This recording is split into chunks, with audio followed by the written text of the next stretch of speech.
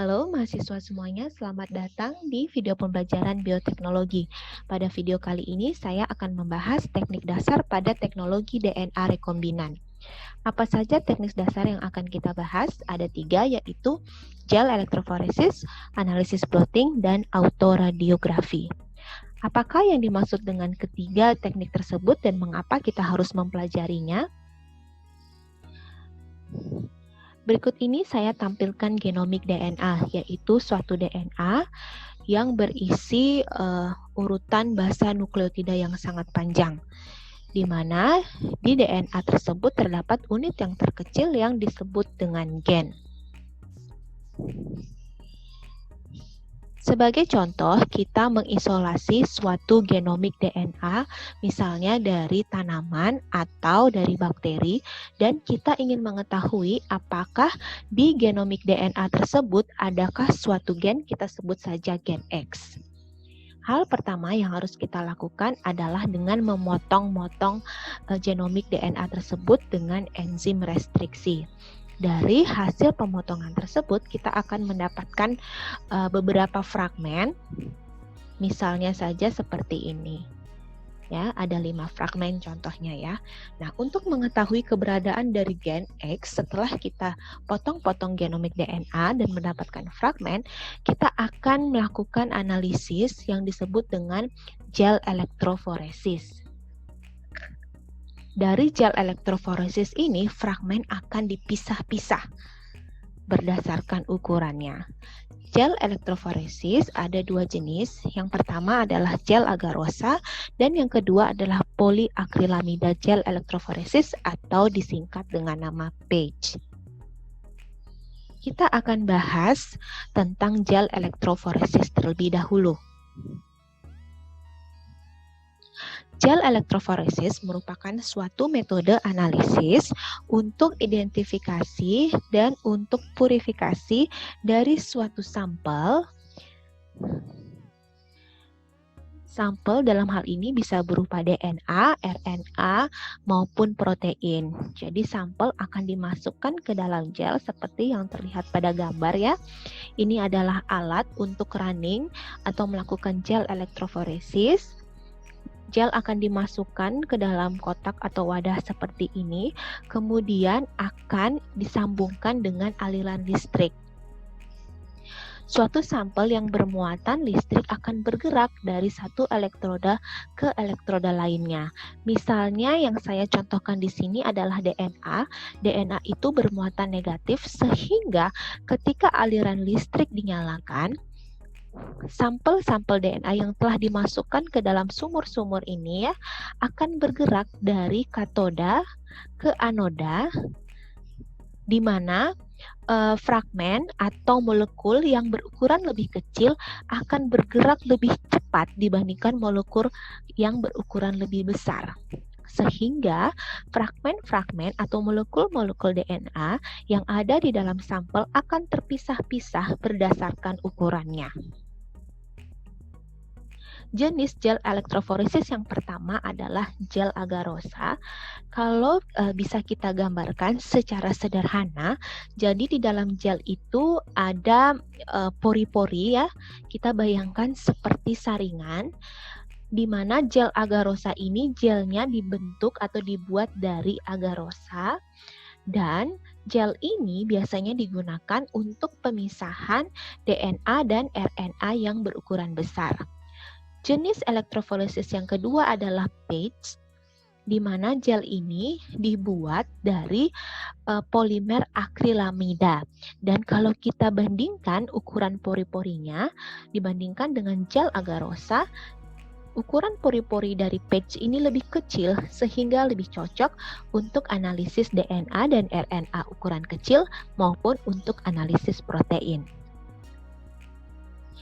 Setelah fragmen-fragmen hasil restriksi dipisahkan ya berdasarkan ukurannya melalui gel elektroforesis, kemudian proses analisis dilanjutkan lagi ke blot analisis. Namun sebelum kita melakukan analisis blotting akan dilakukan denaturasi terlebih dahulu. Denaturasi ini khusus untuk sampel DNA. Apa itu denaturasi? Jadi perhatikan di sini, awalnya DNA itu memiliki struktur double helix atau berpilin. Nah, pada kondisi yang tidak sesuai, misalnya dengan panas ataupun dengan pH yang terlalu asam atau terlalu basa, ikatan hidrogen di antara basa nukleotida yang berpasangan secara komplementer akan terlepas. Serta struktur pilinnya juga akan terlepas sehingga membentuk untai tunggal atau single strand dari DNA. Namun, denaturasi ini tidak bersifat permanen. Apabila kondisi dikembalikan seperti semula, sesuai dengan kondisi yang ideal, maka akan terjadi renaturasi, di mana struktur double helix akan terbentuk kembali. Oke, setelah proses denaturasi dilanjutkan dengan blot analysis atau analisis blotting, di mana fragmen-fragmen yang sudah dipisahkan pada gel dengan metode elektroforesis ini akan dipindahkan ke suatu membran padat. Ini contohnya membran yang terbuat dari nitroselulosa. Jadi dipindahkan ya ke membran padat, sebenarnya posisinya akan sama antara di gel elektroforesis dengan di membran padat ini. Untuk analisis blotting ini ada 3 jenis, yaitu Southern, Northern, dan Western. Perbedaannya apa? Untuk ketiganya itu dibedakan dari sampel yang dianalisis. Untuk Southern biasanya digunakan untuk DNA, Northern untuk analisis RNA, dan untuk protein itu disebut dengan Western. Sebagai contoh lagi, ini adalah Western blotting ya. Yang di atas ini adalah hasil dari elektroforesis, arahnya dari negatif ke positif. Uni Western ini untuk protein, jadi yang dimasukkan ke dalam sampel adalah sampel protein, berbeda dengan contoh yang tadi adalah fragmen DNA ya. Kemudian dipisahkan dengan elektroforesis sehingga terbentuk pita-pita seperti yang terlihat di gambar, kemudian ditransfer ke membran padat. Membrannya ini bisa terbuat dari nilon atau nitroselulosa, kemudian terbentuklah gambar seperti ini. Selanjutnya ya, tadi kita sudah bahas blot analysis, kemudian kita kembali lagi ke sini ya, ke genomic DNA yang tadi sudah kita bahas di awal. Sudah dipotong dengan enzim restriksi, kemudian dilakukan elektroforesis pada gel, misalnya ini gel agarosa, kemudian dinaturasi, dilakukan analisis blotting, dipindahkan dari gel ke membran nitroselulosa, kemudian dilakukan hibridisasi.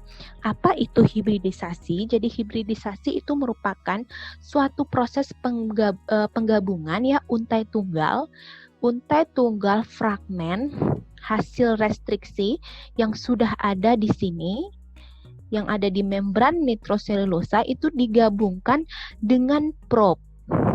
Apa itu probe? Jadi probe itu adalah suatu urutan basa nukleotida dari gen X. Jadi gen X ini kan gen yang kita mau cari keberadaannya di genomik DNA. Kita sudah tahu urutan basa nukleotidanya apa saja yang ada di gen X. Nah, itu kita bisa bikin atau kita bisa buat di lab, disebut dengan probe, di mana probe ini akan diberi label radioaktif juga. Kemudian probe ini ketika diinkubasi dengan membran nitroselulosa hasil dari analisis blotting, dia akan berikatan dengan fragmen yang komplementer dengan urutan basa nukleotida yang ada di dalamnya. Contohnya pada nomor 4 ini ya. Setelah dilakukan hibridisasi, sampai di sini kita belum tahu. Kita belum bisa melihat apakah gen X ini ada di sampel genomik DNA yang sudah kita isolasi atau tidak ada gitu ya.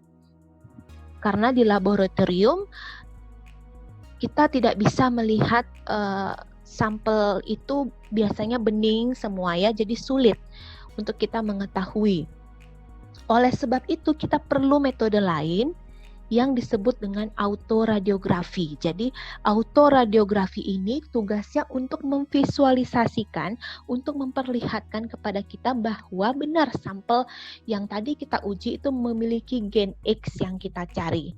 Bagaimana caranya? Itu adalah dengan menempelkan X-ray film pada membran selulosa dari hasil hibridisasi, sehingga yang tampak, yang terlihat pada autoradiogram adalah gen X yang kita cari. Ini sistemnya hampir serupa dengan ronsen. Nah, untuk mendapatkan pemahaman yang lebih mendalam terkait pembahasan pada video ini, silahkan dibaca pada buku Introduction to Plant Biotechnology pada halaman 197. Sekian untuk penjelasan pada video kali ini. Terima kasih sudah menyimak.